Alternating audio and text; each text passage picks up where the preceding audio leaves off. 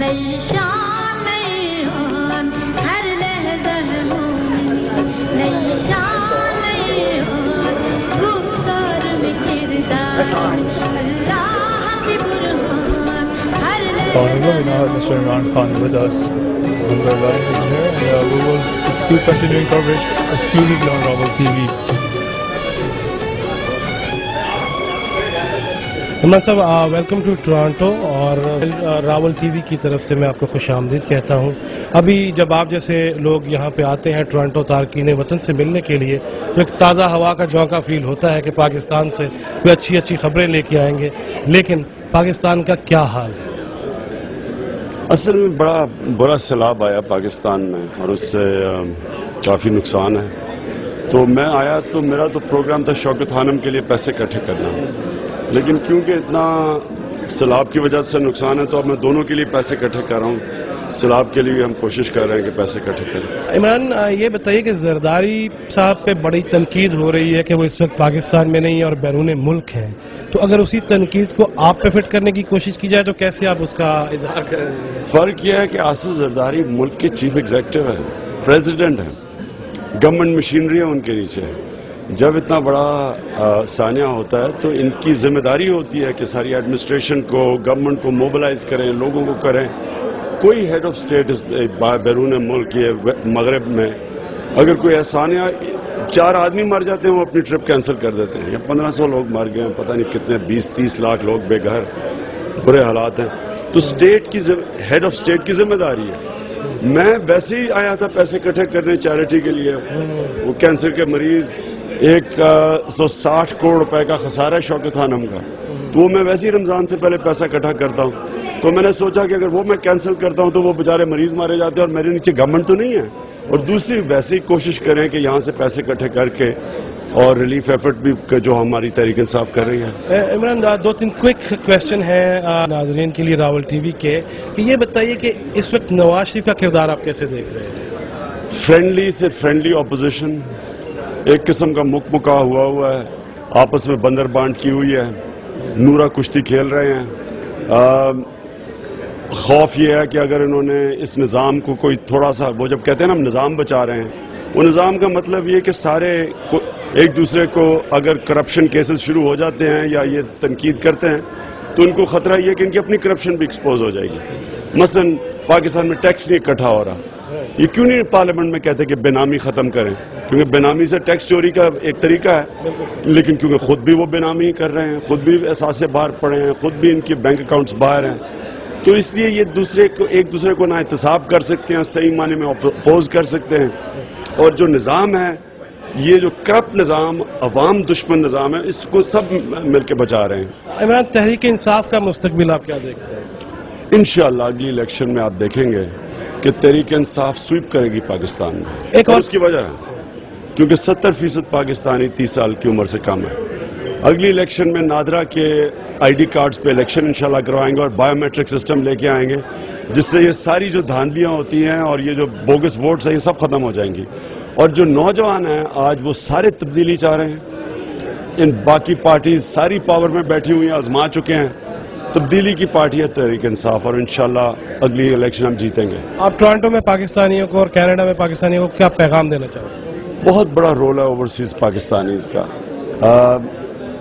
صرف ابھی نہیں کہ وہ فنڈ کریں، ہماری مدد کریں، تو ایک تو میں فنڈ ریزنگ ویسے ہی کرتا ہوں شوکت خانم کے لیے، لیکن اس کو فنڈ کریں، ہماری کیمپینز کو فنڈ کریں، تبدیلی کو فنڈ کریں، اور اس کے علاوہ جب ہم پاکستان کو انشاءاللہ ایک عظیم ملک بنائیں جدھر قانون کی بالادستی ہو، تو پھر اپنی انویسٹمنٹ لے کے آئیں، جس طرح چائنا بلڈ ہوا تھا اوورسیز چائنیز کی انویسٹمنٹس ہے۔ تو اگر ہم نظام ٹھیک کرتے ہیں تو ہمیں یہ امید ہے کہ جو اوورسیز پاکستانیز ہیں یہ اسی طرح پاکستان میں سرمایہ کاری کریں گے، انویسٹ کریں گے، اپنی ایکسپرٹیز لے کے آئیں گے، اور پاکستان کو انشاءاللہ قائد اعظم کا پاکستان بنائیں گے۔ عمران کل ٹورانٹو میں ڈاکٹر نسیم اشرف یہاں تھے، انہوں نے آل پاکستان مسلم لیگ جو پرویز مشرف کی ہے اس کی یہاں اناؤنسمنٹ کی ہے۔ آئندہ مستقبل میں انتخابی اتحاد میں مشرف یا کسی بھی جماعت سے آپ اپنے اتحاد کو دیکھتے ہیں؟ جنرل مشرف کو اندازہ ہی نہیں کہ وہ اگر پاکستان جائیں گے ان سے کیا ہوگا۔ سب سے پہلے تو ان کے اوپر لال مسجد کے قتل کے کیسز آئیں گے، نواب اکبر بگٹی کے آئیں گے، انہوں نے جو قبائلی علاقے میں سارا لوگوں کو پکڑ پکڑ کے امریکہ کے حوالے کیا، قانون کی خلاف ورزی، آئین کے اگینسٹ، اس کے اوپر ان کے اوپر کیسز آئیں گے اور پھر ان کی جان کو خطرہ ہوگا، کیونکہ انہوں نے اتنی تباہی مچائی ہے ملک میں، اتنے لوگ مروائے ہیں کہ یہ کیسے باہر پھریں گے؟ پولیٹیشین کیا کمرے میں تو نہیں بند ہو سکتا؟ بہت شکریہ عمران. جواد فیضی عمران کے ساتھ بات کر رہے تھے.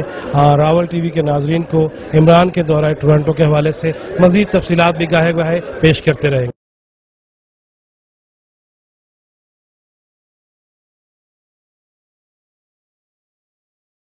عمران تیرے جانثار، تیرے بے قربان، عمران تیرے جانثار، بے شمار بے شمار، عمران تیرے جانثار، بے شمار بے شمار. جیے جیے عمران خان، جیے جیے عمران خان، پاکستان جیے جیے خان، جیے جیے عمران خان. عمران تیرے جانثار، تیرے بے قربان. ہزاروں سال رنجش اپنی بے نوری پہ روتی ہے، ہزاروں سال رنجش اپنی بے نوری پہ روتی ہے. عمران تیرے جانثار، عمران تیرے جانثار، جیے جیے عمران خان. یار ذرا زور سے جیے جیے عمران خان، جیے جیے عمران خان. عمران تیرے جانثار، بے شمار بے شمار. پاکستان زندہ باد، انقلاب زندہ باد، انقلاب زندہ باد. عمران تیرے جانثار، تیرے بے شمار بے شمار. جیے جیے. میں پروگرام کا باقاعدہ آغاز کرتا ہوں. تلاوت قرآن مجید فرقان حمید کے لیے میں دعوت دیتا ہوں جناب عطاء الرحمان صاحب کو کہ وہ آئیں اور تلاوت قرآن مجید فرقان حمید پیش کریں.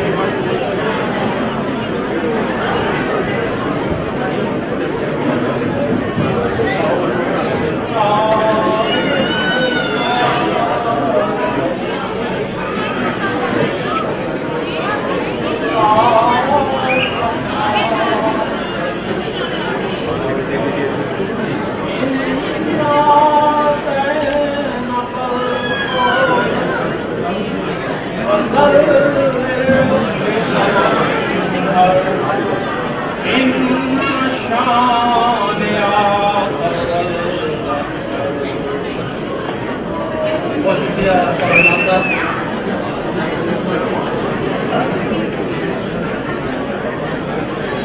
معزز خواتین و حضرات، یہ گھڑیاں، یہ ساعتیں یقیناً ہمارے لیے بہت ہی قیمتی ہیں کہ آج ہمارے محبوب قائد جناب عمران خان صاحب 2 سال کے بعد ہمارے درمیان موجود ہیں.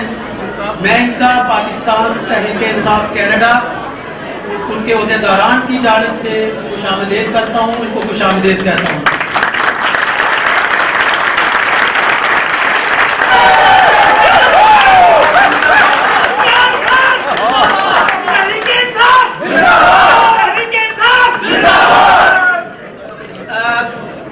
اس میں تھوڑا سا انٹروڈکشن دوں گا. جناب شبیر چودھری صاحب یہ بھی کسی تعارف کے محتاج نہیں یہاں ہمارے اس ایریا کے لیے، لیکن ان کی جو کاوشیں ہیں، جو ایک پودا انہوں نے 2 سال پہلے ایک کوپر تھی، ایک چھوٹا سا پودا تھا انہوں نے لگایا تھا اور آج الحمدللہ ایک قداور درخت بن گیا ہے. ان کی قیادت، خان صاحب کی قیادت ہمیں میسر ہے اور یہاں جو ہمیں قیادت میسر ہے وہ شبیر چودھری کی ہے. انہوں نے دام میں در میں سکھ نے ہمیں ہر لحاظ سے ہمیں لیڈ کیا ہے اور انہوں نے یہ آگے خوب بہت ثبوت ہے کہ یہ ان میں لیڈرشپ جو کوالٹیز ہیں ان میں ہیں. تو شبیر چودھری صاحب سے درخواست کروں گا پلیز تشریف لائیں اور خان صاحب کے لیے خطبہ استقبالیہ پیش کریں.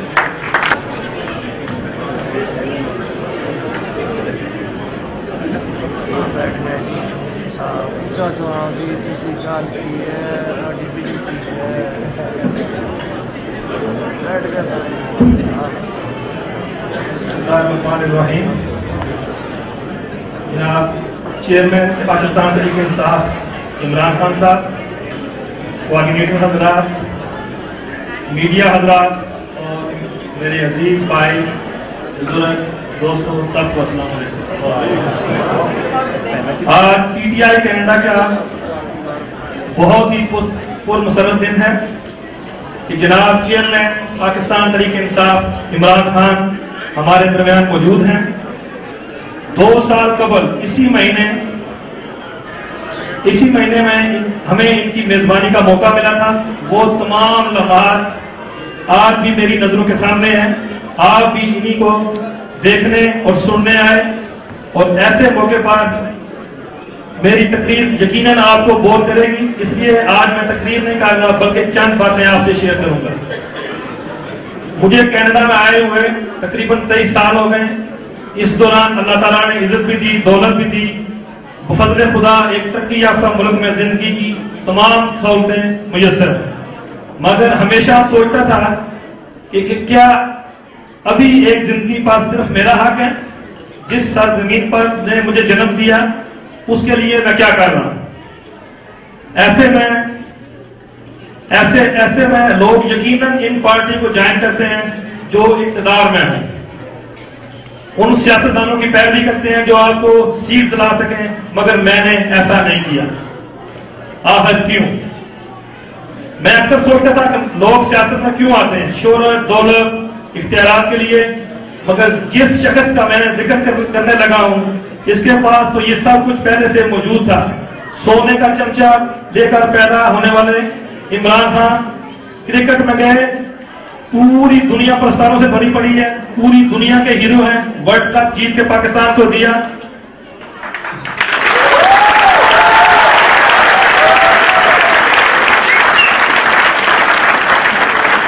دنیا بھر میں پاکستان کا نام روشن کیا.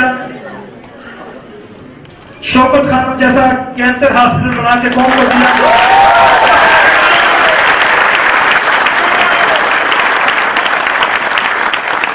اور یہ سلسلہ ختم نہیں ہوا, اس کے بعد نمبر کالج بنایا, یونیورسٹی بنائی.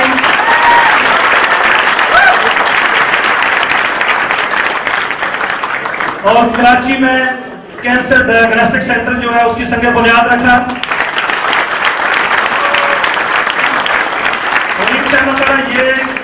یہ سلسلہ یہی ختم نہیں ہوگا, اگر آپ لوگوں نے ساتھ دیا تو یہ بالکل آگے چلتا رہے. اور یہ وہ واحد شخص ہوں کہ حالانکہ پاکستان میں تو لوگ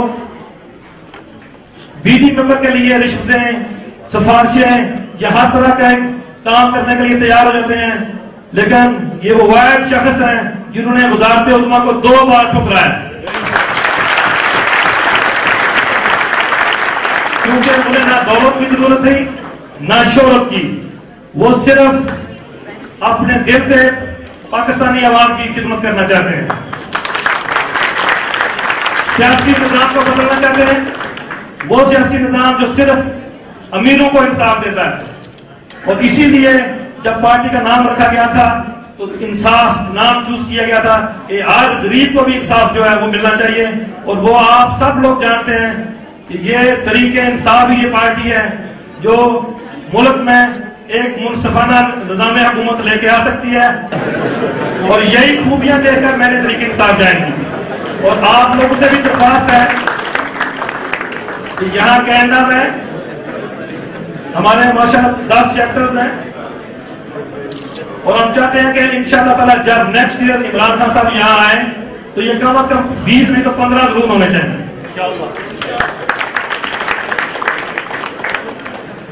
اور میں ایک مرتبہ پھر جناب عمران خان چیئرمین پاکستان تحریک انصاف اور تمام کینیڈین عہدیداروں کی طرف سے دلی کے رنگ سے خوش آمدید کہتا ہوں. اور میں اب اسی سلسلے کو دوبارہ شروع کروں گا جو شبیر صاحب وہ میں نے وہ بیچ میں ایک معذرت کے ساتھ کیا. اور خابر چودھری صاحب وہ پلیز تشریف لائیں اور اپنے خیالات کا اظہار کریں. خابر چودھری ہیملٹن چیپٹر کے انچارج ہیں اور بڑے ہی چارجڈ یہ کوارڈینیٹر ہیں. یہ ان کی بہت کنٹریبیوشن ہے, اور میں کہوں گا کہ شبیر صاحب اگر جنرل ہے تو یہ لیفٹیننٹ جنرل جناب خابر چودھری صاحب.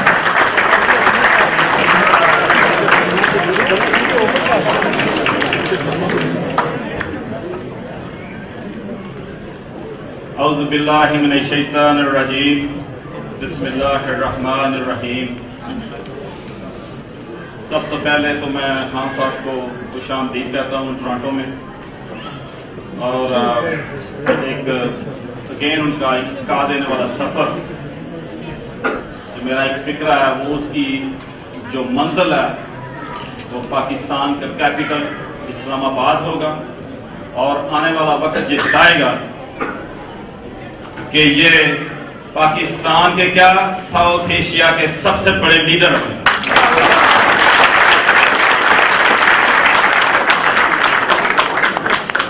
باقی خان صاحب نے ایک چیز کی بنیاد رکھی, طریقے انصاف, ایک صحیح جمہوری پارٹی. ویسے تو جمہوریت آج کل پاکستان میں بھی ہے اور اس کے ثمرات آپ دیکھ رہے ہیں کیا ہو رہا ہے. بندر بانٹ ہے, رشوت خوری چل رہی ہے, ڈاکہ زنی ہے, قتل ہے. جو ایک کہنے کو تو جمہوریت ہے, لیکن میں کیا کہہ سکتا ہوں, لوگ دوبارہ سوچنا شروع ہو گئے ہیں کہ کیا ڈکٹیٹرشپ اچھی تھی یا یہ جمہوریت چاہیے. لیکن طریقے انصاف ان دونوں چیزوں کو ریجیکٹ کرتی ہے. ہم کو اصلی جمہوریت چاہیے, ہمیں پاکستان میں مارشل لا نہیں چاہیے. یہ جو ابھی یہ ڈیل کی سیاست کر رہے ہیں پاکستان میں, لیٹسٹ نیوز یہ تھی کہ کیانی صاحب کی جو ایکسٹینشن دی گئی ہے, ان سب لوگوں نے اپنے آپ کو 2013 کے لیے پکا کر لیا ہے. اور پرائم منسٹر بڑے فخر سے کہتے ہیں کہ ہم جو ہے نا سیف ہیں 2013 کے لیے. یہ سیف نہیں ہے, یہ ایک معاہدہ تھا ان کا جب اس پیپلز پارٹی کو پاور میں لایا گیا. یہ اندرخانے ان کی ڈیل تھی. اب وقت کیانی صاحب کا جب نزدیک آیا تو انہوں نے سوچا میرے بارے میں تو یہ بات ہی نہیں کر رہے, خود ہی جا رہے ہیں 2013 کے لیے. تو پھر انہوں نے کہا بھائی how is possible, I go you stay. نہیں ایسا نہیں چلے گا, وعدہ وفا کرو, وہ ڈیل تھی تمہاری میری. پھر انہوں نے ان کو مجبور ایکسٹینشن دینا پڑی, اور جن حالات میں دی وہ آپ نے دیکھ لیا. اور رات کو جگایا گیا پرائم منسٹر صاحب کو, وہ لگتا تھا جیسے گن رکھی ہے کسی نے پیچھے سے, بولو ورنہ گئے تم بھی. کیا آپ سوچ سکتے ہیں پاکستان کے 13 جنرل ہیں, کیانی صاحب نے ایسا کون سا مارکا مارا تھا ان کو ایکسٹینشن دی گئی ہے, کون سے میڈل ہیں ان کے پاس؟ کیا دوسرے جو جنرل ہیں اس قابل نہیں ہے؟ ہماری آرمی کتنی ہے, 6.5 لاکھ کی آرمی ہے, اس میں ایک قابل بندہ نہیں ہم تلاش کر سکتے. لیکن سوچنے والی بات یہ ہے ہو کیا رہا ہے اس ملک کے ساتھ. یہ خود اندرخانے ڈیلیں چلا رہے ہیں, معاہدے کر رہے ہیں, خود عیاشیاں کر رہے ہیں, ملک میں سیلاب ہے, زرداری صاحب باہر ہے. یہ کون سا ایجنڈا لے کے آئے ہیں باہر؟ کیا بتایا ان نے قوم کو؟ ابھی کل ان کا BBC میں انٹرویو تھا, جی دورہ کامیاب ہے. وہ کس طرح کامیاب ہے؟ وہ ایک چیز بتائیں کیا لیا کیا ہے؟ نہیں گالی نہیں, گالی نہیں, ہمارا یہ درہ امتیاز ہی نہیں ہے. خدا کی قسم ہم انہیں میدان میں کرائیں گے, کبھی یہ کراؤڈ آیا ہوا ہے آج, یہ بتا رہا ہے اس کو, یہ میسج ہے سرکاری کو. انہوں نے اپنا بسترا بوریا مارنا شروع کر دیا ہوا آپ کے ساتھ. ان کو پتا ہے خان نے سٹارٹ لے لیا ہے, ابھی یہ باکسر شروع کر دیا خان نے. یہ ہیلمٹ ڈال لیں. میں بات کر رہا تھا زرداری صاحب بتائیں نا کیا کامیابی حاصل کی ہے. جی انہوں نے جو لاشیں کرائی ہیں ان کا معاوضہ لیا. جی سر, یہ اپنی انوائسز کرنے آئے تھے ادھر برطانیہ کے, انہوں نے بتایا اس کے 13 دورے ہیں 24 منتھ میں, ہر 2 ماہ ادھر آتا ہے, پیسے لینے آتا ہے. جو غریب بے گناہ لوگ مر رہے ہیں پاکستان کے, یہ ان کو بتاتا ہے سر 2 ماہ میں اتنے مرے ہیں, میرا پیسہ نکالو. ملک کو کیا جاتا ہے کچھ بھی, کیا میراج لیے ہیں اس نے, جیگوار لیے ہیں, کوئی گولی لیا, کوئی بندوق لیا, کیا لیا ہے انگلینڈ؟ شیم اور ہم. ڈیوڈ کیمرون کا ایک بیان, غیرت مند ہوتا ہے ملک سے نہ جاتا, کہتا جاؤ رکھو ادھر, ہم نے غلامی چھوڑ دیا. لیکن یہ پیداوار ہی غلام کی ہیں, یہ کبھی کھڑے نہیں ہو سکتے ان کے سامنے. بتائیں نا قوم کو, ایجنڈا بتائیں. مجھے آپ یہ بتائیں کیا اب وقت آ نہیں چکا ہمارے پاس نئی لیڈرشپ کا؟ میں آپ کے سامنے ایک سوال رکھتا ہوں, آپ بتائیں کون ہے اس وقت پاکستان میں؟ یہ سب بتوائے ہوئے ہیں. عمران خان.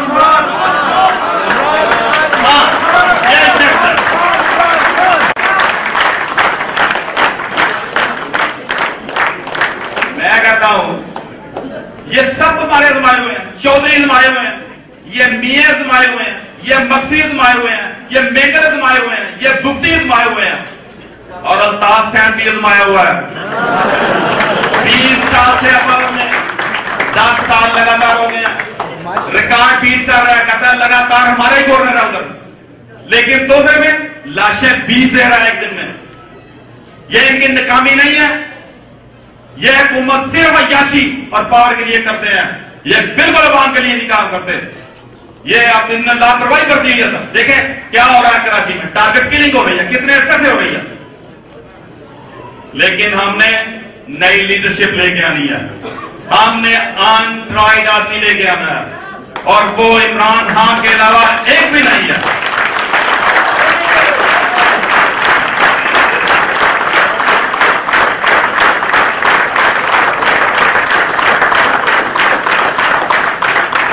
میں اگلی بات بتاتا ہوں، ان میں کوئی ہے جوان مرد جو امریکہ کی آنکھوں میں آنکھیں ڈال کے دیکھے؟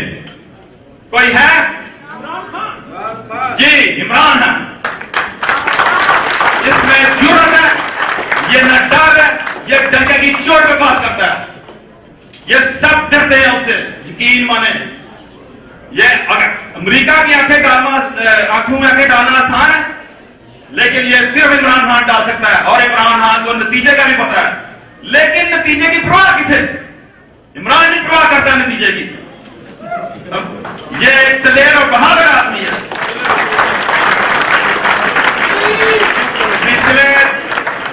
پچھلے 2 سال میں، 3 سال میں، بلکہ میں کہا 10 سال میں کون سی ایسی آفر ہے جو خان صاحب کو نہیں ہوئی؟ کون سی ایسی ڈیل ہے جو ان کو نہیں دی گئی؟ لیکن ڈیل کرنا ہمارا مزاج ہی نہیں ہے۔ خان ڈیل نہیں کرتا، خان عوام کے پاور سے آئے گا پاور۔ عمران خان جیت کے آئے گا، آپ ووٹ دیں گے یہ جیتے گا، اور تبدیلی لے کے آنی ہے۔ آپ نے جتنے لوگ ہیں آپ کے پاکستان میں، آپ ان کو فون کریں، جس طرح بھی ہو سکے ای میل کریں، لیکن کنیکشن آپ نے بحال کریں اگر آپ پاکستان میں چینج چاہتے ہیں، ورنہ آپ بھی ٹائم ضائع کر رہے ہیں اور خان صاحب کا ٹائم ضائع کر رہے ہیں۔ آپ کو متحرک ہونا پڑے گا، یاد رکھیں۔ 100 برس کی زندگی میں ایک پل، تو اگر کر لے کوئی اچھا عمل، آج جو کچھ بوئے گا کاٹے گا کل۔ ایک ہی آدم کی سبھی اولاد ہو، کچھ تو خوش ہے کچھ ناشاد ہے، جرم ان کا کیا ہے جو برباد ہے۔ تو زمانے کی اصولوں کو بدل، اے عمران خان تو زمانے کے اصولوں کو بدل۔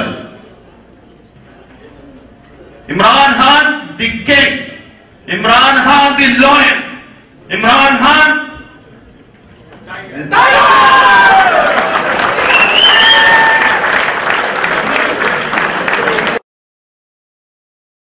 میں ایک دو ضرور ان کے لیے ایک جگہ پہ شعر لکھے، 2 شعر پڑھوں گا صرف، اور پھر خان صاحب کو میں خطاب دوں گا۔ جہان علم میں صدق و صفا کا پیکر ہے، وہ مرد حر ہے، خلوص و وفا کا پیکر ہے، وہ علم و دانش و حکمت کا ایک حوالہ ہے، وہی تو ظلمت شب میں ہنسی اجالا ہے۔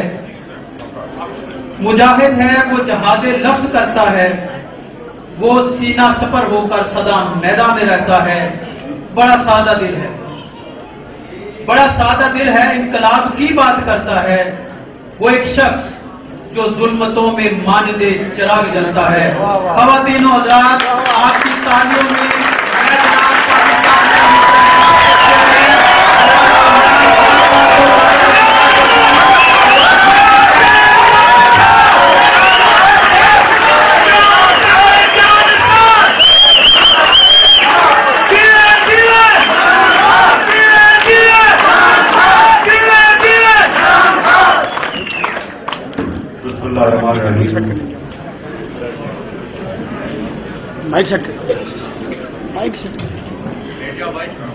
میرے کینیڈا کے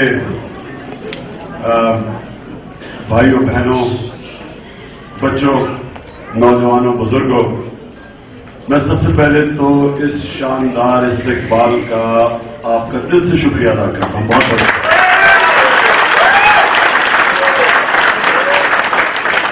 مجھے صرف ایک تھوڑا سا آپ سے شکایت ہے کہ ابھی آپ نے کوئی نعرے لگائے تھے، میں سمجھتا ہوں کہ وہ نعرے غلط ہیں. آپ نے کتے کی توہین کی.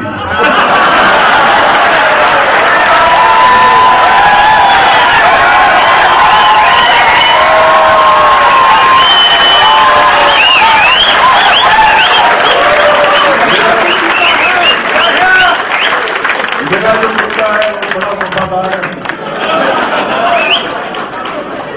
جان سے میری حفاظت کرنے کے لیے تیار ہے. ان کو ہٹاؤ یار. لیکن میں شبیر آپ کا، آپ کی ٹیم کا، کوآرڈینیٹرز کا، میں پہلے تو آپ کو مبارک دیتا ہوں کہ آپ نے تحریک انصاف کو کینیڈا میں، ٹورانٹو میں بھائی آپ عمران خان کو دیکھنے آئے کہ آپ لوگوں کو دیکھنے آئے؟ پلیز بڑی تیزی سے آپ نے اس کو منظم کیا. لیکن جو میں آپ چاہتا ہوں آپ سے کہ آپ فوری طور پہ جب چیپٹرز کمپلیٹ کریں تو آپ پارٹی کے اندر الیکشنز کروائیں.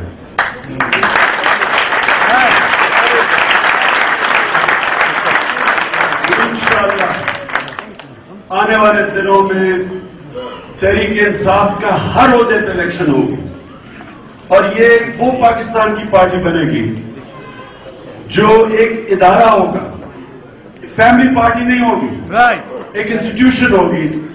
اور میں آپ کو یقین دلاتا ہوں کہ آج شوکت خانم، آپ سارے پاکستان میں این جی اوز کی سروے ہوئی، شوکت خانم سب سے منظم این جی او میں جاتا ہے.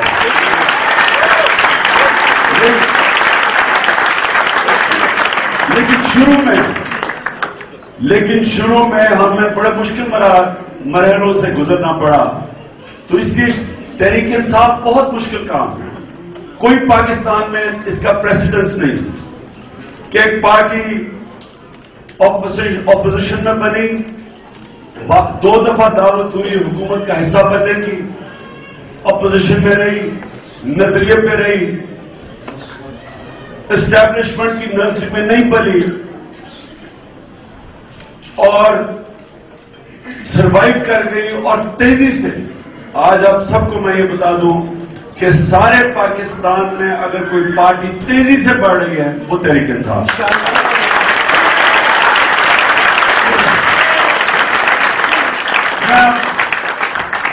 میں یہ چاہتا ہوں کہ آپ ذرا میری آپ غور سے بات سنیں کہ میں سیاست میں کیسے آیا. میرا کوئی سیاست میں انٹرسٹ نہیں تھا.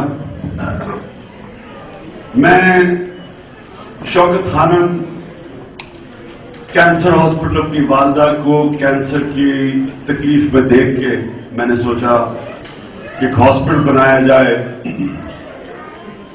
جدھر ایک عام آدمی آ کے اپنا علاج کروائے اور اس کو اتنے مہنگے کینسر کے علاج کے لیے اگر اس کے پاس پیسے نہیں تو اس کو فکر نہ. یہ سوچ ماں کی تکلیف دیکھ کے میں نے سوچا کہ غریب آدمی بیچارہ کیا کرتا ہے اگر اس کو کینسر ہو جاتی ہے. اور میں نے دیکھا بھی ایک غریب آدمی کو میو ہاسپٹل میں جب میں اپنی والدہ کے لیے ایک ڈاکٹر کو لے کے آ رہا تھا تو بیچارے اس کی شکل میں نے دیکھی. اندر آیا، پرچی پکڑی ہوئی. اس نے وہ جو اسسٹنٹ تھا ڈاکٹر کا اس سے پوچھا کہ یہ میں نے دوائیاں ساری لے لی ہیں؟ تو اس نے کہا نہیں، ابھی آپ نے دوائیاں لینی ہیں، دوائیاں اور پرچی دے کے. تو بڑا اس کی شکل پہ ایک ایسا ایک افسوسناک اور ایک ڈپریس شکل اس کی میں نے جب دیکھی تو میں نے اس سے پوچھا کہ کیا وجہ ہے، کون سی دوائی مانگی؟ اس نے کہا اس کا بھائی کینسر سے مر رہا ہے، یہ دیہات سے اسے لے کے آیا ہے، سارا دن مزدوری کرتا ہے اور ساری رات اس کے ساتھ بیٹھتا ہے.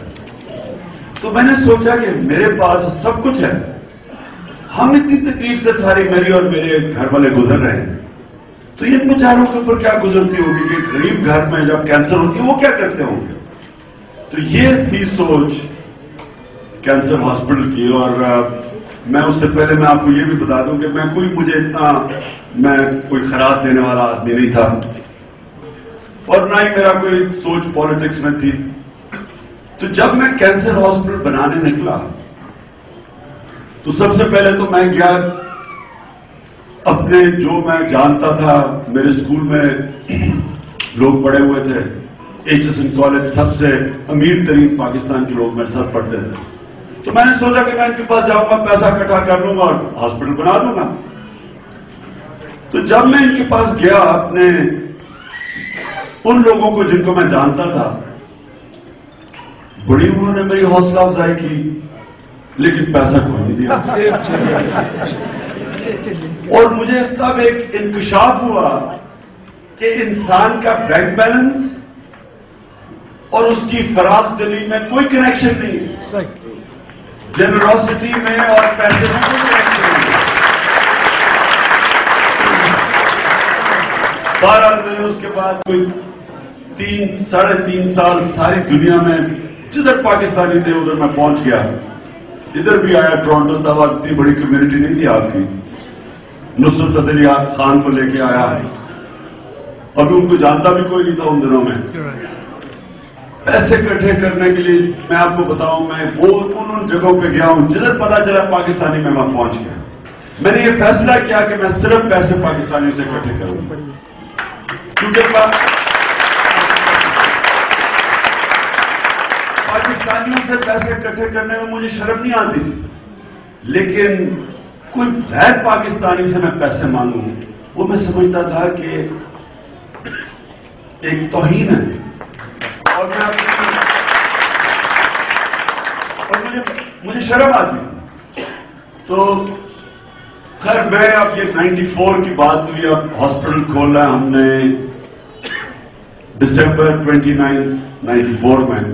اب اکتوبر میں ہم دیکھتے ہیں کہ 12 کروڑ روپے کا خسارہ ہے. ہم 12 کروڑ روپے اگر نہیں اکٹھا کرتے ہاسپٹل نہیں کھل سکتا. ڈاکٹرز آ گئے تھے، نرسز آ گئے تھے، ان کی تنخواہیں دینی تھی، اکوپمنٹ کے پیسے دینے تھے. اب 12 کروڑ کے اوپر پھنس گیا گیا. میں بھی اب ساری دنیا کے چکر لگا چکا تھا. جو پاکستان میں جو تھوڑے بہت لوگ پیسے دینے والے تھے ان کے پاس جب میں جاتا تھا وہ دور سے کہہ دیتے تھے کہ باہر سے کہہ دو کہ ہم آفس میں نہیں ہیں. وہ اتنے تنگ آ گئے تھے میری شکل دیکھ دیکھ کے.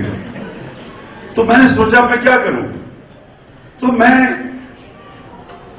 ایک دوست نے مجھے کہا کہ یہ جو تم جب بھی پبلک میں جاتے ہو تو عام لوگ آپ کو کوئی 500 روپے پکڑا دیتا تھا، کوئی 1000 روپے پکڑا دیتا تھا.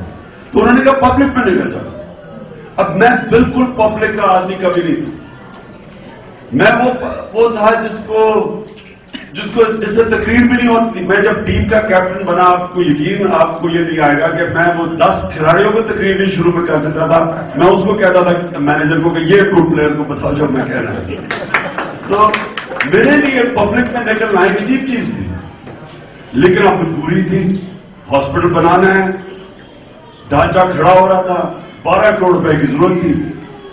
تو میں نے 29 شہروں کا دورہ کیا 6 ہفتے. خیبر سے لے کے میں گیا کراچی تک. کراچی نہیں، ان دنوں میں MQM کا کوئی زور تھا، قتل عام پھر سے تب بھی ہو رہی تھی. تو میں کراچی کے علاوہ 29 شہروں میں گیا 6 ہفتے میں. اور صبح میں اسکولوں سے شروع کرتا تھا. اسکول کے بچے سب سے زیادہ، ان کو میں چھوڑ دیتا تھا اپنے ماں باپ کے اوپر پیسہ اکٹھا کرنے کے لیے. اور اسکول کے بچے کرکٹ کے شوقین تھے، وہ جو انہوں نے انقلاب لے کے آئے سڑکوں پہ، ان کو میں جو زیادہ پیسے اکٹھے کرتا تھا اس کو بلہ دیتے تھے، بیٹ دیتے تھے، ایک کھانا بھی میرے سے ہوتا تھا جو زیادہ سب سے زیادہ. تو انہوں نے جو انتہا مچائی وہ تو ایک اور داستان ہے.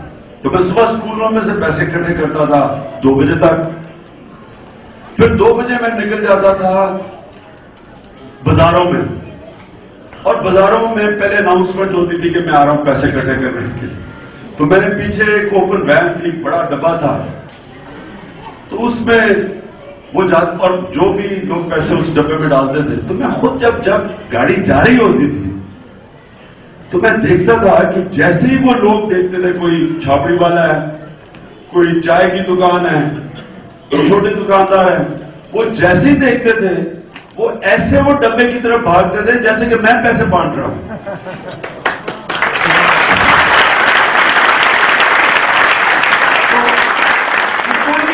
نہ تھا کہ یہ پیسہ اکٹھا ہو جائے گا. اور میں آپ کو یقین کرو کہ میں شام کو جب واپس گھر پہنچتا تھا, میں ان دنوں میں نیا نیا کرکٹ کھیل کے ختم ہوا تھا, فاسٹ بولر تھا, بڑا فٹ تھا, میرے بازو میری کمر سب دکھ رہی ہوتی تھی پیسے پکڑ کے. ادھر سے پیسے پکڑاؤ, ادھر سے پکڑاؤ. مجھے اتنی عادت پڑ گئی پیسے پکڑنے پہ کہ ایک دفعہ میں جہاز سے اترا تو ایک خاتون مان تھی, انہوں نے کہا عمران صاحب ذرا آٹوگراف دے دیں. تو اس نے اپنا بٹوا کھولا,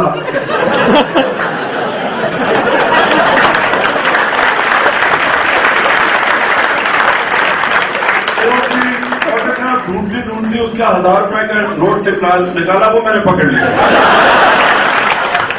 پھر اس نے مجھے پتا چلا کہ مجھے نہیں دے رہی, مجھے شرمندگی ہوئی واپس کرتے. بہرحال میں ایک بڑا دیر کر کے یہ پیسے کٹھے تھکا ہارا پہنچا اپنے لاہور میں, گھر پہنچا زمان پاک, برا حال میرا, کمر میری درد کر رہی, بازو تھکے ہوئے. تو وہاں میں کیا دیکھتا ہوں کہ 4 بڑے مسٹنڈے کھڑے ہوئے, 2 دھوتی میں 2 ویسے, کہ ہاں صاحب ہمارے ساتھ چلے, ہم نے پیسہ اکٹھا کیا ہوا. میں نے ان کی شکل دیکھی, میں ویسے ہی تھکا ہوا تھا. میں نے ان کا میں کہا دیکھو, میں نے سوچا کتنے پیسے انہوں نے اکٹھے کر دیے. میں نے کہا تم رہنے دو, میں فکر نہ کرو, تمہارے پیسے کے بغیر ہاسپٹل بنا دوں. وہ جائے نا, وہ کھڑے دیجیے, ہم نے پیسہ اکٹھا کیا, اور یہ پاس ہی شاہ کی گھڑی ہے, زمان پاک کے پیچھے, آپ مہربانی کر کے آ جائیں. میں بڑی مشکلوں سے اپنے آپ کو کنٹرول کر کے, میں نے پہلے پوچھا کتنا پیسہ, کہنے جی پیسہ اکٹھا کیا ہوا. جب میں خیر مجھے پتا تھا پیسہ کتنا انہوں نے اکٹھا کر لیا ہوگا. خیر میں ان کے ساتھ ٹیوٹا میں 20 سال پرانی میں بیٹھا, وہ 2 جگہ رک بھی گئی راستے میں. خیر پہنچے وہاں شاہ کی گڑی, وہ چھوٹی سی گلیوں میں مجھے لے گئے. وہ وہاں سیوریج بو آ رہی ہے, گند پڑا ہوا ہے. میں اب پھر رہا ہوں, سوچ رہا ہوں, کوس رہا ہوں کہ میں کیوں آ گیا ہوں. تو کرتے کرتے ایک مسجد میں مجھے لے گئے. میں اس مسجد میں کھڑا ہوا اور میں اسے پوچھا, میں کہا کدھر ہے پیسے. ان دنوں میں کرکٹ, آپ کو پتا ہے پالیٹکس میں نہیں تھا, نیا نیا کرکٹ چھوڑی تھی, غصے میں مجھے اتنا کنٹرول نہیں تھا. جو اب آ گیا ہے یہ ٹی وی پروگرامز پہ خاص طور پہ زیادہ کنٹرول آ گیا میرا. اس کے بعد جھوٹ سن کے لوگوں نے, اور میں اسے کہہ رہا ہوں میں کدھر ہے پیسے. تو میں ابھی اسے کہہ ہی رہا ہوں, وہ کہتا ہے جی ابھی آ رہے ہیں.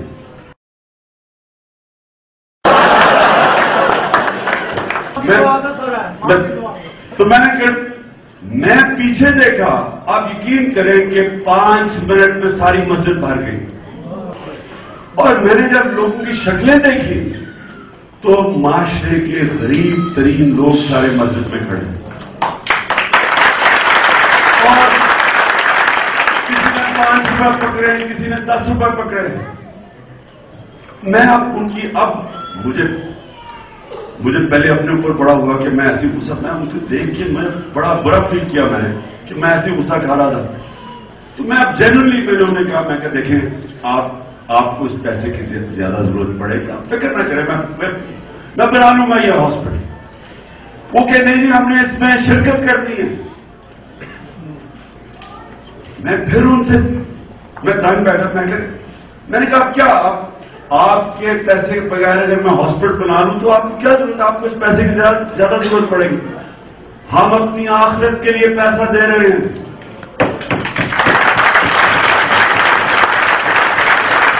تو یہ جب انہوں نے کہا تو مجھے ایک دم یاد آیا, ایک اشفاق احمد خان تھے جو یہاں بزرگ ہوں گے وہ جانتے ہوں گے, بڑا عظیم پاکستان کے انٹلیکچوئل تھے, یعنی جینون انٹلیکچوئل تھے. یہ 2 نمبر ٹائپ نہیں, نجم سیٹھی ٹائپ, اصل انٹلیکچوئل تھے. تو اشفاق احمد خان نے ایک بار مجھے ایک واقعہ بتایا, اور میں چاہتا ہوں غور سے سنیں کیونکہ یہ بڑا ضروری ہے آپ کو سمجھنا. اس نے کہا وہ چیئرمین ماؤ کو ملنے گیا کیونکہ بڑے امپریس تھے چیئرمین ماؤ کی جو ریولوشن تھی چائنا میں. تو کہتے وہ اس کا گریٹ بات کا دن ہوتا تھا ماؤ کا, جو وہ یانگسی دریا کو سوئم کرتا تھا. ہزاروں لوگ کھڑے ہوتے تھے لائنوں میں اس کے بعد اسے ہاتھ ملانے کے لیے. تو کہتا میں بھی لائن میں کھڑا ہو گیا. کہتا جب میری باری آئی تو چیئرمین ماؤ نے جب میرے سے ہاتھ ملایا تو اس نے کہا ویئر آر یو فرام؟ اس نے کہا فرام پاکستان. تو کہتا ہے چیئرمین ماؤ نے اس کا ہاتھ چھوڑا نہیں اور کہا اٹس اے گریٹ کنٹری. تو اب اشفاق احمد خان نے سوچا کہ کہیں طنز تو نہیں کر دیا اس نے،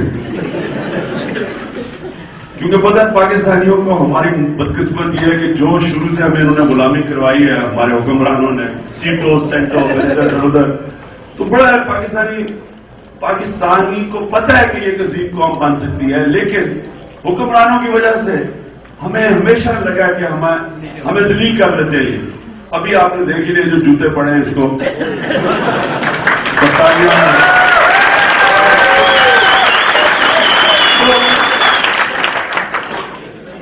اس نے پھر اس کو ایک واقعہ سنایا. اس نے کہا میرا ایک چائنیز ایمبیسڈر میرا بڑا دوست تھا جو پاکستان میں تھا، اور اس کا برج پارٹنر ایک پاکستانی تھا. تو کہتا ہے یہ جب برج کھیل رہے تھے تو تھوڑی دیر کے بعد وہ جائے، گرمیوں کے دن تھے، وہ پاکستانی جائے اور اپنے سر پہ پانی ڈال کے پھر آگے شروع کرتے کھیلنا. تو چینی نے اسے پوچھا کہ تمہیں کیا مسئلہ ہو گیا؟ اس نے کہا میں نے روزہ رکھا ہوا ہے. چینی نے اس کی شکل دیکھی تو کہتے ہیں اتنی گرمی میں تم نے پانی بھی نہیں پی سکتے، کچھ بھی نہیں. اس نے کہا نہیں کچھ نہیں کر سکتا. اس نے کہا چپ کر کے کمرے میں پانی پی لو، کس نے بات دیکھنا کہ تم نے روزہ رکھا ہے؟ تو کہتا وہ جب اس نے اسے بتایا کہ نہیں میں تو ایک ہائر فورس سے اکاؤنٹیبل ہوں، تو اس نے چیئرمین ماؤ نے کہا کہ جس قوم کے اندر ایسی سیلف ڈینائل اور ایک ایسا ایک اکاؤنٹیبلٹی ہے ایک ہائر فورس کو، وہ ایک بڑی عظیم نیشن ہے، لیکن تمہیں ابھی نہیں پتا اس کا.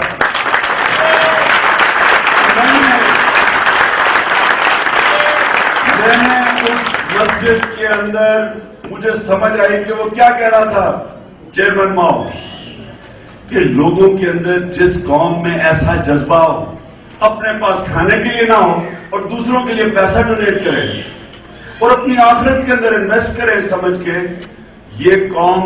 اس دن میں نے فیصلہ کیا کہ میں نے کہا کہ مجھے اس ملک میں پالیٹکس میں آنا چاہیے، کیونکہ میں نے یہ ریئلائز کیا کہ جو ہمارے حکمران تھے ان دنوں میں تو دو میں دیکھ چکا تھا، دونوں سے میری ذاتی دوستیاں تھی، بے نظیر سے اور نواز شریف سے. نواز شریف تو اس کو کرکٹ کا زیادہ شوق تھا بجائے پالیٹکس کے، وہ کرکٹ کیپٹن بننا چاہتا تھا، ملک کا پرائم منسٹر بن گیا. بے نظیر کو میں یونیورسٹی سے جانتا تھا، مجھے پتا تھا ان دونوں کے اندر کیلیبر نہیں ہے، مجھے تب پتا تھا، کیونکہ دونوں ہیڈز پارٹیز نے آ کے ذاتی مفادات کی سیاست کی. انہوں نے خود تو اپنے لیے بنا لیا، جس طرح لی کون یو جو چائنیز پرائم منسٹر تھا جس نے سنگاپور میں انقلاب لے کے آیا. یاد رکھیں سنگاپور کے اندر پر کیپٹا 45 سال پر کیپٹا انکم پاکستان جتنی تھی $550. ایک ایماندار پرائم منسٹر جب وہ چھوڑ کے گیا 40 سال بعد، تو آج سنگاپور کی پر کیپٹا انکم $32,500 ہے، $32,500. پاکستان کے بھی $800 ہے. اور لی کون یو نے ایک بات کہی تھی کہ یا ایک لیڈر اپنے لیے پیسہ بنا سکتا ہے یا ملک کے لیے بنا سکتا ہے، دونوں نہیں ہو سکتے. صحیح. تو میں نے تب اس نتیجے پہ آیا کہ اس ملک میں جب تک ہماری طرح کے لوگ پالیٹکس میں نہیں آئیں گے، جن کو پالیٹکس کی کوئی ضرورت نہیں ہے، جب تک ہماری طرح کے لوگ نہیں آئیں گے تب تک ہم یہ مافیا کے ہاتھ میں پھنسے رہیں گے.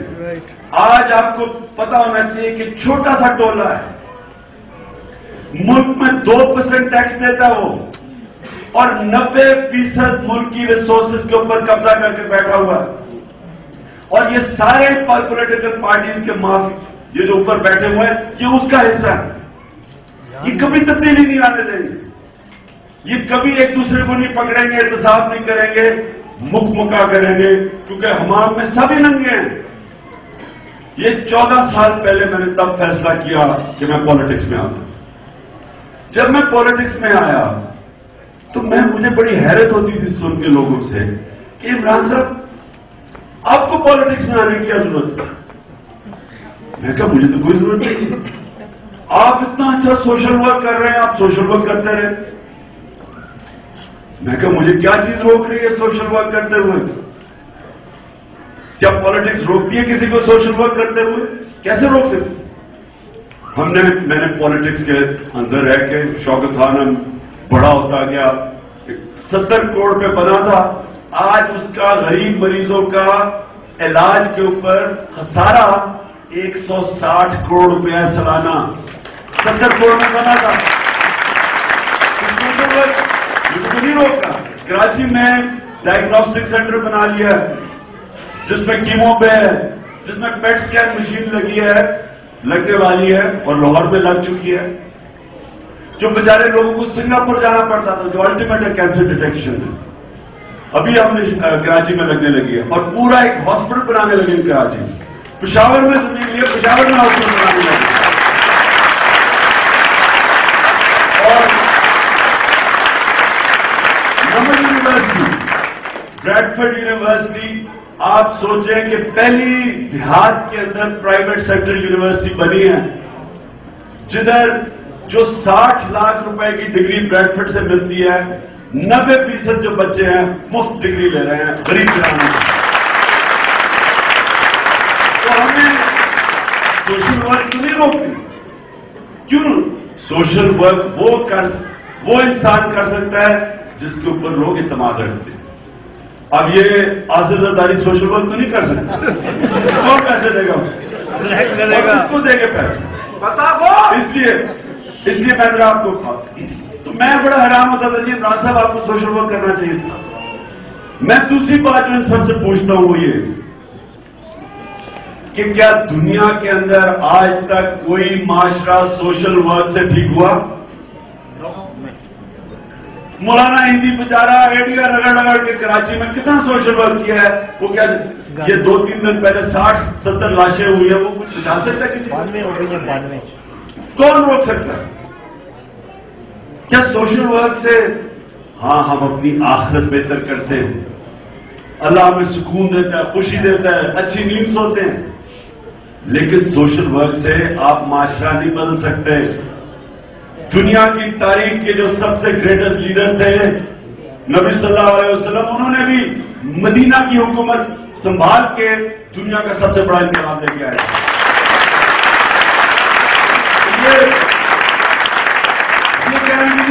سیاست بڑی بری چیز ہے، تو سیاست تو نیلسن منڈیلا اور قائد اعظم محمد علی جناح نے بھی کی تھی۔ آپ کس نیت سے سیاست کر رہے ہیں؟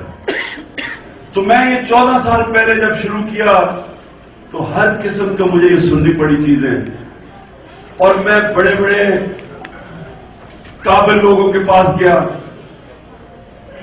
پیسے والے لوگوں کے پاس گیا، پڑھے لکھے لوگوں کے پاس گیا، اور مجھے کبھی نہیں بھولتا، میں یہ سنتا تھا میں جی غیر سیاسی ہوں۔ خواتین و حضرات، غیر سیاسی صرف جانور ہوتے ہیں۔ اگر آپ نے اس کا ثبوت دیکھنا ہے تو نیشنل جیوگرافک دیکھ لیں یا اینیمل پلانٹ دیکھ لیں، ایک سوکھا سا چیتا، 1000 ہرن کھڑے ہوتے ہیں، وہ چیتا جا کے کسی ہرن کے بچے کو یا کمزور ہرن کو پکڑتا ہے، ان میں سے 10 بھی کھڑے ہو کے اس کے اوپر حملہ کرتے، چیتا بھاگ جائے گا، لیکن وہ سب غیر سیاسی ہوتے ہیں، جان بچا کے بھاگ جاتے ہیں۔ انسان غیر سیاسی نہیں ہوتا، انسان تب ہوتا ہے جب اس میں انسانیت ہو۔ 1,40,000 پیغمبر اس دنیا میں صرف ہمیں انسان بنانے آئے تھے، نہیں تو ہم عقل مند جانور رہ جاتے ہیں۔ انسانی نظام میں اور جانوروں کے نظام میں کیا فرق ہے؟ جانوروں کے اندر سروائیول آف دا فٹسٹ اور مائٹ از رائٹ ہے، انسانوں کے اندر انسانیت ہے، ہم کمزور کی فکر کرتے ہیں، اچھا انسان کمزور کا اور معاشرے کے کمزور طبقے کا دھیان رکھتا ہے اور انسان کے نظام کے اندر عدل اور انصاف ہوتا ہے، مائٹ از رائٹ نہیں ہوتی۔ ہمارا جو نظام ہے جانوروں کا نظام بن چکا ہے۔ بیچارے کمزور لوگوں کا آج حال دیکھیں، آپ کو شرم آئے گی پاکستانی ہوتے ہوئے۔ 31% پاکستانی سروے کے مطابق مہینے میں کئی دن اپنے بچوں کو اور خود کھانا نہیں کھلا سکتے، بھوکے جاتے ہیں۔ 31% کا مطلب 5 کروڑ پاکستانی۔ آج لیٹسٹ سروے آئی ہے آکسفورڈ یونیورسٹی کی کہ 50% پاکستانی غربت کی لکیر سے نیچے جا چکے ہیں۔ سارا ٹیکس عوام کے اوپر، ہر دوسرے دن نیا ٹیکس آ جاتا ہے۔ ایک وزیر ہے جس کو راجہ رینٹل کہتے ہیں، وہ ہر دوسرے دن کہتا ہے عوام کو ایک اور کڑوی گولی کھانی پڑے گی، بجلی کی قیمت اور اوپر۔ مجھے یہ جب یہ جو ہماری جو لیڈرشپ ہے، مجھے ان کو دیکھ کے ایک لطیفہ یاد آ جاتا ہے۔ ایک کارٹون، ایک سور تقریر کر رہا ہوتا ہے، سامنے بھیڑ بکریاں بیٹھی ہوتی، بھیڑ بکریوں کو سور تقریر کر رہا ہوتا ہے اپنی کالی کوٹی پہن کے، اور کہتا ہے بہنوں اور بھائیوں، ملک کو پھر آپ کی قربانی کی ضرورت پڑ گئی، آپ کی قربانی کے بغیر ملک نہیں چل سکتا۔ وہ بیچاری بھیڑیں بکریاں وہ پہلی ڈری ہوتی ہیں کہ بکرا جی تانے والی ہے، گردرے کٹنے والی ہیں۔ کالے بکرے ویسے کونے میں کانپ رہے ہوتے ہیں کہ صدقہ گیا تو کالا بکرا گیا، لیکن وہ دھوم دھام سے لگا ہوا ہے، بہنوں اور بھائیوں میں آپ کے پاس آیا ہوں قربانی کے لیے۔ اور پھر کہتا ہے بہنوں اور بھائیوں میں بھی آپ کے ساتھ قربانی دینا چاہتا ہوں، لیکن آپ جانتے ہیں میں تو سور ہوں، میری قربانی جائز نہیں ہے۔ تو ہمارے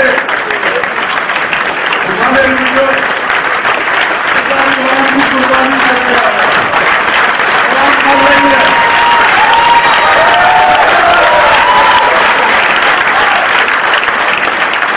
اور یہ رہا کہ میں اللہ نے مجھے یہ پالیٹکس میں دھکیلا ان کی قربانی لینے کے لیے۔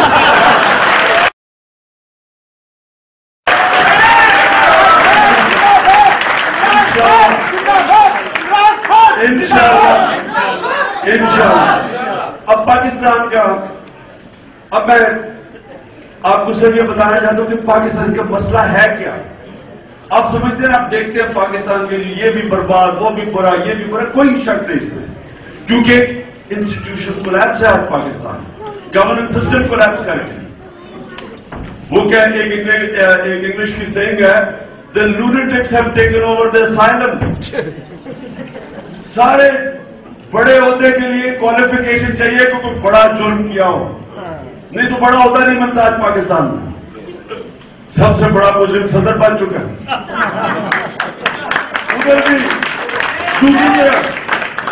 دوسری طرف ادھر بھی وہی بیٹھے ہوئے، میاں محمد نواز شریف اتنے بڑے مے فیئر میں فلیٹ، اور میں لندن کی قیمتیں جانتا ہوں کیونکہ میرا بڑا ٹائم لندن میں گزرا ہے۔ مے فیئر سب سے مہنگا علاقہ لندن میں، وہ فلیٹ کے اوپر فلیٹ لیے ہوئے اربوں روپے کے، لیکن میاں صاحب نے بڑی فراخ دلی دکھائی، 5000 روپیہ ٹیکس دے دیا پچھلے سال، اپنی دولت کتنی دکھائی، 1 کروڑ 20 لاکھ روپے صرف، اور پھر وہ بھی کہا بچوں کا مقروض ہے، وہ بیچارے بچوں سے پیسہ لے کے گزارا ہو رہا ہے۔ جب آپ کے ملک کی لیڈرشپ ٹیکس نہیں دیتی، کرپشن وہ کرتی ہے، فیصلے پاکستان کے کرنے اور ان کی ساری جائیداد، ان کی پراپرٹی، ان کے بینک بیلنسز سارے ملک سے باہر پڑے، کیسے ملک کے لیے وہ مخلص ہو سکتے ہیں؟ کیسے ملک کے لیے صحیح فیصلے کر سکتے ہیں؟ ابھی وہ خاور بڑے زور سے کہہ رہا تھا کہ یہ غلام ہے، یہ اپنے پیسے کے غلام ہیں، اور پیسہ جب کیونکہ باہر پڑا ہے تو جن ملکوں میں پڑا ہے ان کے غلام ہیں، پیسے کے غلام ہیں۔ یہ جب حضرت موسیٰ جب گئے تھے تو پیچھے انہوں نے سونے کی گائے کی جو پوجا کی، وہ کیا تھی؟ پیسے کی پوجا ہے۔ یہ پیسہ ان کا خدا ہے، اور جو لوگ پیسے کی پوجا کرتے ہیں وہ ملک کے لیے کیسے فیصلے ٹھیک کر سکتے ہیں؟ وہ ملک کیسے ترقی کر سکتے ہیں؟ آپ سوچیں، کینیڈا کا پرائم منسٹر، امریکہ کا پریزیڈنٹ، برطانیہ کا پرائم منسٹر 1 روپیہ باہر رکھ سکتا ہے اپنے ملک سے؟ اور کیا وہ اپنے ایسٹس کنسیل کر سکتا ہے؟ 1 روپیہ پکڑا جائے ان کو باہر نکال دیتے۔ ہمارے ملک میں میرے سوا، میں یہ چیلنج کرتا ہوں کہ میرے سوا سارے پولیٹیکل لیڈرز کے پیسے اور جائیدادیں باہر پڑی ہیں، میں وہ والد پاکستانی ہوں جس نے 18 سال پاکستانی پولیٹیشن باہر کمائی کی، 18 سال میں باہر کرکٹ کھیل کے کمائی کی، میرا سب کچھ پاکستان میں ہے اور سب کچھ اپنے نام پہ، بے نامی کچھ نہیں ہے۔ پارلیمنٹ میں گوشوارے نکلے، آپ کو پتہ نہیں آپ کی نظر پڑی ہے یا نہیں، پارلیمنٹیرینز نے اپنے گوشوارے بتائے، ایسٹس ڈکلیئر کیے، آپ کو بڑا افسوس ہوگا، آپ کو ترس آئے گا بیچاروں، کچھ بھی نہیں ہے، بیچارے غریب لوگ، گاڑی کسی کی نہیں، اپنے نام پہ کچھ نہیں، باہر 1.5 کروڑ روپے 1 کروڑ روپے کی گاڑی کھڑی ہے، لینڈ کروزر، اپنے نام پہ کچھ نہیں، پرائم منسٹر بھی بیچارہ بڑا غریب ہے، اس کے نام پہ کوئی گاڑی نہیں۔ تو جب آپ کی لیڈرشپ ٹیکس نہیں دے گی، بے نامی رکھے گی، اپنے پیسے باہر بھیج دے گی، تو کسے روکیں گے؟ یہ بزنس مین کو کیسے روکیں گے؟ جنرلز کو کیسے روکیں گے؟ کس کو روکیں گے یہ چوری کرنے سے؟ ملک کیسے چل سکتا ہے؟ لیڈرشپ کا مطلب وہ ہوتا ہے جو اپنی مثال سے ملک کو چلائے، لیڈ بائی ایگزامپل۔ جو بھی لیڈر آج تک آیا اس میں یہ کوالٹی اگر نہیں ہے وہ لیڈر بن ہی نہیں سکتا۔ آپ کرکٹ کیپٹن نہیں بن سکتے اگر اپنی مثال سے نہ ٹیم کو لڑائے۔ تو ملک کے اندر ساری لیڈرشپ چوری پہ لگی ہوئی ہے، اپنے ایسٹس کنسیل کر رہی ہے، ٹیکس وہ نہیں دے رہی، وہ ملک کیسے چل سکتا ہے؟ پاکستانی وہ قوم ہے جو دنیا میں پر کیپٹا سب سے زیادہ خراج دیتی، اور پاکستان وہ ملک ہے، اور پاکستان وہ ملک ہے جو سب سے دنیا میں کم ٹیکس دیتا ہے پر کیپٹا نہیں، ہمارا جو G D P tax ratio ہے وہ دنیا میں سب سے کم ہے، 8.5%۔ ہندوستان کا 16% ہے، چین کا 25% ہے، اسکینڈینیوین ممالک کا 48% ہے، کئیوں کا 50% کے قریب ہے۔ اس لیے وہ اپنے لوگوں کی خدمت کر سکتے ہیں، امیروں سے ٹیکس لیتے ہیں، عوام کی بجارے کی مدد کرتے ہیں، اس لیے غریب نہیں ملتے۔ پاکستان غریب امیر کو سبسڈائز کر رہا ہے، امیر ہوتا جا رہا ہے، نیچے کرش ہوتا جا رہا ہے بیچارہ غریب۔ اس کے متعلق حضرت علی رضی اللہ تعالیٰ نے فرمایا تھا کفر کا نظام چل جائے گا لیکن ظلم کا نظام نہیں چل سکتا۔ یہ جدھر آج پاکستان کھڑا ہے، یہ اب ملک اس طرح چل نہیں سکتا، کراس روڈز پہ آ گیا، یا ہم تبدیل ہوں گے یا برباد ہوں گے۔ ایسے ملک چل نہیں سکتا کیونکہ ملک بینکرپٹ ہو گیا ہے۔ پاکستان کا جو ٹوٹل ٹیکس کلیکشن ہے، جو ٹوٹل اتنے لوگوں پہ ٹیکس کی بارش کر کے ہم پیسہ اکٹھا کرتے ہیں، آپ کو حیرت ہوگی وہ تقریباً پاکستان کی ڈیٹ سروسنگ کے مقابلے پہ ادھر پہنچ گئے۔ یعنی کہ قرضوں کی جو ہم نے قسطیں دینی ہیں، قرضے نہیں واپس کرنے، جو قسطیں دینی ہیں وہ اور ٹیکس کلیکشن ایک ہی بن گیا، باقی سارا ملک اب قرضوں پہ اور بھیک پہ چلے گا۔ کیسے ہو سکتا ہے؟ پاکستان کی جو آبادی ہے 50% تقریباً پاکستانی 20 سال کی عمر سے کم ہے۔ یہ اتنا بڑا اثاثہ ہے کہ آپ کو کسی کو اندازہ نہیں ہے کہ ینگ وائبرنٹ پاپولیشن، لیکن بدقسمتی دیکھیں کہ پاکستان کا جو ایجوکیشن کا بجٹ ہے، آپ حیران ہو جائیں گے، وہ ساؤتھ ایشیا میں سب سے کم ہے۔ یہ مغرب کے ملک تو چھوڑیں، سارے ساؤتھ ایشیا میں سب سے کم ہے، 1.8%۔ اور ابھی جو بجٹ آیا اس میں انہوں نے کیا کیا، اس کو مزید اور کم کر کے فوج کا بجٹ بڑھا دیا۔ اور فوج کا بجٹ کیوں بڑھا دیا؟ کیونکہ 1,40,000 فوج اپنے لوگوں کے اوپر بمباری کر رہی ہے، امریکہ کی جنگ لڑ رہی ہے.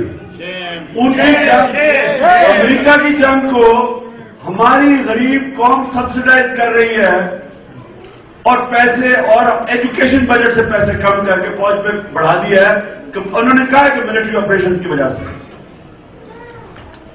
اور جو امریکہ کے یہ کیری روگن بل کا پیسہ آ رہا ہے, یہ جو آئی ایم ایف کے قرضے آ رہے ہیں, یہ کدھر جا رہے ہیں؟ پرائم منسٹر اور پریزیڈنٹ کے دن کا ہاؤسز کا خرچہ 25 لاکھ روپیہ, ان کی فورن ٹریول کا دن کا خرچہ 25 لاکھ روپیہ.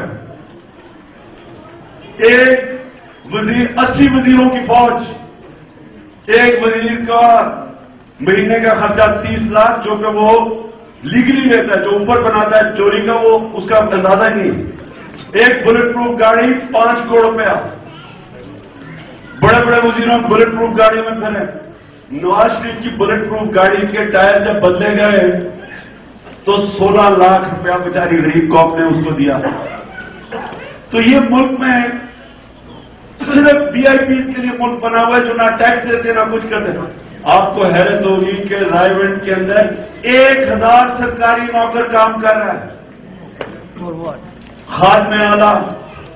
خادم اعلیٰ شہباز شریف عوام کی خدمت کر رہے ہیں, 1000 نوکر اپنے وہاں کام کر رہے ہیں. 5 گھروں کو انہوں نے چیف منسٹر ہاؤس ڈکلیئر کیا ہوا. 5 گھر چیف منسٹر ہاؤس ہے, اپنے ذاتی گھروں کا سارا خرچہ بیچارہ ٹیکس پیئر دے رہا ہے. تو اس ملک میں آپ بتائیں کہ یہ کیسے چل سکتا ہے؟ وہ ملک, ان کا رہن سہن دیکھیں. ابھی زرداری آیا لندن اور مجھے بڑے فخر تھا اپنے تحریک انصاف کے, انہوں نے پرجوش احتجاج کیا. اس نے پورا ٹنٹراج لے کے آیا, پرائیویٹ جیٹ میں آیا. پہلے اپنی اسٹیٹ گیا ادھر فرانس میں اپنا شیڈو دیکھنے کے لیے, اس کے بعد لندن آیا, پھر این ای سی نیشنل کانفرنس ہال جو اس نے بک کروایا برمنگھم میں, جنہوں سے جوتے پڑے, 60,000 پاؤنڈ, 70 لاکھ روپیہ. اس غریب قوم نے اس کی وہ تقریر سننے کے لیے پرلز آف وزڈم جو اس نے کہہ رہے تھے, تو ان کے اوپر 70 لاکھ روپیہ بیچارے غریب ٹیکس پیئر کا گیا. 5 سٹار ہوٹل کا پورے اوپر سویٹس بک کی ہوئی ہیں, چمچے ساری جگہ ٹھہرے ہوئے ہیں. اس کے مقابلے میں ڈیوڈ کیمرون برطانیہ کا پرائم منسٹر گیا, ادھر امریکہ گیا اوباما سے ملنے. برٹش ایئر ویز کی بزنس کلاس میں ٹریول کیا, فرسٹ کلاس میں بھی نہیں. ادھر جا کے ہوٹل میں نہیں ٹھہرا, برٹش ایمبیسی کے کمرے میں ٹھہرا. اور برطانیہ کا جو جی ڈی پی ہے, گروس نیشنل پروڈکٹ, سالانہ ان کی جو دولت آمدنی, وہ 55 مسلمان ملکوں کی ملا کے اتنی ہے. اس کا رہن سہن دیکھیں, ان کو کتنی فکر ہے اپنے ٹیکس پیئر کے پیسے کی. اور ان بادشاہ سلامتوں کو دیکھیں, مغل اعظم جو ہمارے ملک میں آئے ہوئے. اس لیے یہ زرداری اکیلا نہیں ہے. دوسری طرف وہ میاں صاحب بھی وہی حرکت ہے, میاں صاحب بھی مغل اعظم اور امیر المومنین کی خواب دیکھتے ہیں. تو ہم نے اس سارے مافیا کا مقابلہ کرنا ہے. میں آپ کو یہ آج آپ کے سامنے کھڑا ہو کے یہ کہہ رہا ہوں کہ انشاءاللہ ان سب کا میں اکٹھا مقابلہ کروں گا.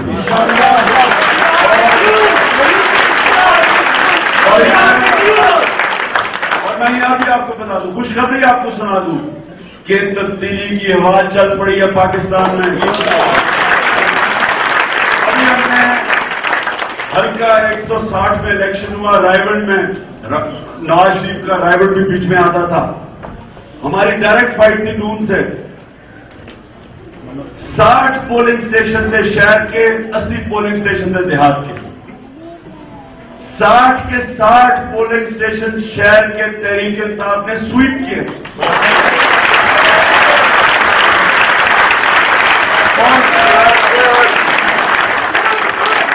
اور آپ کو حیرت ہوگی کہ کون نکلے, پہلی دفعہ نئے خاموش ووٹر نکلا باہر. ایسے ایسے سین دیکھے کہ ایک بوڑھے मियाँ बीवी आते थे, गाड़ी में पार्क की और लाइन में खड़े हो गए और वोट डाल रहे थे। एक चेंज आ रहा है। पाकिस्तान का जो नौजवान है वो खड़ा हो गया। पोलिंग इलेक्शन किस पे करवा रहे हैं ये भी आपको नहीं पता। 97 के इलेक्टोरल रोल पे इलेक्शन करवाई है इन्होंने, पिछली इलेक्शन भी और ये बाई इलेक्शन भी। 97 के इलेक्टोरल रोल का मतलब 31 साल के नीचे सारे लोग ने सिर्फ फ्रेंचाइज कर दी, जबकि 70% आबादी 31 साल से कम की है। उनको सारों को इन्होंने, अगर आपने अपना वोट दर्ज नहीं करवाया इसका मतलब आपका वोट ही नहीं है। और हमें पता ही नहीं था ये, सारे हमारे नौजवान जाए वोट डालने के लिए, वो कह दिया आपका वोट ही नहीं है। 20 करोड़ वोट गए हैं। और हर साल 40 लाख नया वोटर आ रहा है जिसकी वोट ही नहीं है। तो हम इलेक्शन कमीशन के पास गए हैं, हमने हाई कोर्ट में केस किया है कि नादरा के आईडी कार्ड पे इलेक्शन करवाया जाए और बायोमेट्रिक सिस्टम लाया जाए। क्योंकि हमने जो तमाशे देखे, बड़े शरीफ बरादरान, बड़े शरीफ लगते हैं ऊपर से। जरदारी तो जो है वो शक्ल पे भी है, ये लगते बड़े मीसने हैं, दोनों बड़े मीसने। नवाज शरीफ गोरा मोना शक्ल बना के लेकिन जब अंदर से जो हालात देखें ये उससे ज्यादा खतरनाक है। इसने क्या, पहले तो हमने पहला एक इलेक्शन लड़ा, हम देख रहे हैं कि वोटर आया कोई नहीं, हल्का 150 में इलेक्शन हुआ, तो हमने देखा लोग आए नहीं। हमें 10,000 वोट पड़ता है और इनको 45,000 वोट पड़ गया। पोलिंग स्टेशन खाली पड़े हैं। हम बड़े हैरान, क्या किया इन्होंने। तो जो हल्का 160 था, हम पहले तैयार बैठे हुए थे, हमने अपनी तैयारी पूरी की हुई थी, क्योंकि हम ये इलेक्शन लड़ ही रहे हैं अपनी पार्टी को मोबिलाइज करने के लिए।